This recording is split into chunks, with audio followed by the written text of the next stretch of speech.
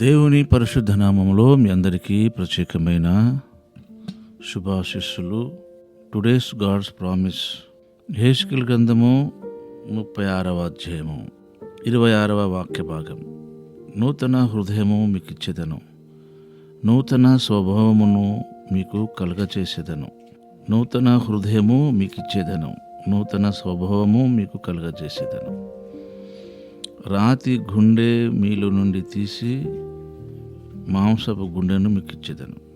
రాతి గుండె, మాంసపు గుండె, నూతన హృదయము ఇచ్చేదను. హృదయము, గుండె, మనసు ఇవన్నీ ఒకే అర్థానికి సూచనగా ఉన్నాయి కనుక నూతన హృదయము అలాగనే పాత హృదయం, రాతి గుండె అలాగనే మాంసపు గుండె, మాంసపు హృదయం. కేవలము రాతి గుండెనే కాదు, మానవుని హృదయము 4 నేలలతో దేవుడు ఉపమాన రీతిగా మనకు తెలియచేశాడు. ఈ 4 రకముల నేలలో మనము నిన్నటి దినము రాతి నేల గురించి ధ్యానం చేశాం. మరి మిగతా 2 మంచి నేల అంటే యోగ్యమైన మంచి మనసు, దాన్ని ఫాలో కావడము, ఓపిక కలిగి ఉండడం అనేది మనం చూసినాం. మిగతా దారి ప్రక్కబడిన నేల, ముండ్ల పొద, ఇవి కూడా చాలా మనకు అవసరమే.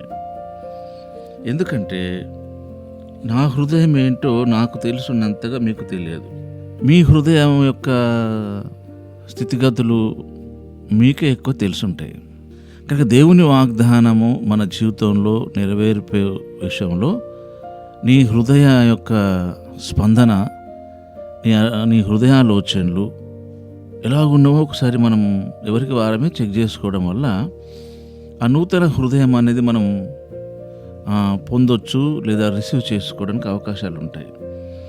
కనుక మన హృదయం ఎలాగ ఉన్నదో, ఎందుకంటే మన హృదయం మోసకరమైనదని, ఘోరమైన వ్యాధి కలిగినదని, దానిని గ్రహించగలవారు ఎవరని దేవుడే మనకు ప్రశ్నిస్తున్నాడు. దాని విషయంలో ఎవరు గ్రహించగలరు దాన్ని అని. ఎందుకంటే మానవుని హృదయం చాలామంది మనం దాన్ని యాక్సెప్ట్ చేయం కదా. ఎందుకంటే మన హృదయం మన పైన నిరారోపణ చేస్తే చేయవచ్చు, చేయకపోతే చేయకపోవచ్చు. మన హృదయం మన మీద నేరారోపణ చేయాలంటే మన మనస్సాక్షికి మరి దేవుని వాక్యానికి విధేయత చూపించేదై ఉండాలి. అవును కదా, ఇది తప్పు, ఇది పొరపాటు అనే భావన మనలో దేవుడు కలిగిస్తాడు. కానీ మనము దానికి యాక్సెప్ట్ చేయాలి కదా. మీకు ఉదాహరణకు దావీదు గారు పాపం చేసినప్పుడు ప్రవక్త వచ్చి నువ్వు పాపం చేసినవనగానే మరి తను రాజు, ఆయన సామాన్యమైన మనిషి కాడు, మళ్ళీ చాలా దేవునికి ఇష్టడైన మనిషి, అంత గొప్పగా నమ్మకస్తుడిగా ఉన్న దేవుని దగ్గర ఒక ప్రవక్త వచ్చి నువ్వు పాపం చేసావని నాతాను చెప్పగానే దావీదు గారు నేను పాపం చేసినని ఎంత తొందరగా యాక్సెప్ట్ చేయగలిగిండు. మనము సామాన్యమైన మనుషులము. మరి పాస్టర్ గారి ద్వారా దేవుడు మనతో మాట్లాడే విషయంలో నేను పాపినని నువ్వు యాక్సెప్ట్ చేయగలుగుతున్నావా? అవును, ఈ తప్పు నాలో ఉంది, ఈ పాపం నాలో ఉందని. ఆ మాట గమనించాలి మనం.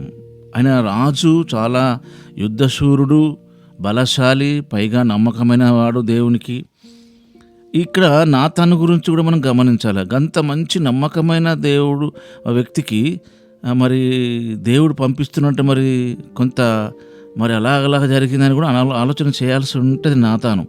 కావుత నాతాను మనసు, హృదయం దేవునికి చాలా దగ్గర ఉంది కనుక దావీదు గురించి ఏమాత్రము గమనించకుండా వెళ్ళి నువ్వు తప్పు చేసావు, పాపం చేసావు అని చెప్పేశాడు. అంత ధైర్యంగా చెప్పేశాడు. కానీ ఇక్కడ దావీదు గారు ఒప్పుకోవడంలోనే గొప్ప విషయం ఉంది మనకి ఇక్కడ. ఆ మాట సమూయేలు 2వ గ్రంథంలో 12వ అధ్యాయంలో రాయబడ్డది. 13వ వాక్యం, నేను పాపము చేసిదనని దావీదు నాతానుతో అనగా, నాతాను నువ్వు చావకుండునట్లు యెహోవా నీ పాపమును పరిహరించినని చెప్పాడు. కనుక నా పాపము లేదా నీ పాపము లేదా నీ హృదయములో ఉన్న తప్పు, దోషము, మోసము ఎందుకంటే ఇర్మియా గ్రంథంలో రాబడ్డ మాట మనకందరికీ పరిచయం కదా, మోసకరమైనది ఘోరమైన వ్యాధి కలిగినది అని. దాన్ని ఎలా మరి నువ్వు గ్రహించేది? వాక్యం వినేటప్పుడే గమనించవచ్చడానికి అవకాశాలు ఉంటాయి. దేవుడు మాట్లాడే విధం ఎట్లుంటే, ఈ చెప్పే మాటలు మీ గురించి అనిపిస్తూ ఉంటాయి, మిమ్మల్ని ఉద్దేశించి చెప్పినట్టు అనిపిస్తున్నాయి. అంటే దాని అర్థము దేవుడు మీతో మాట్లాడుతున్నాడని.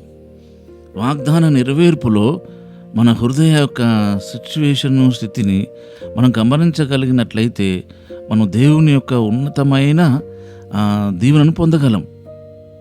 కనుక అలాంటి గొప్ప కృప, ఆశీర్వాదం ప్రభు మనకు అనుగ్రహించునుగాక.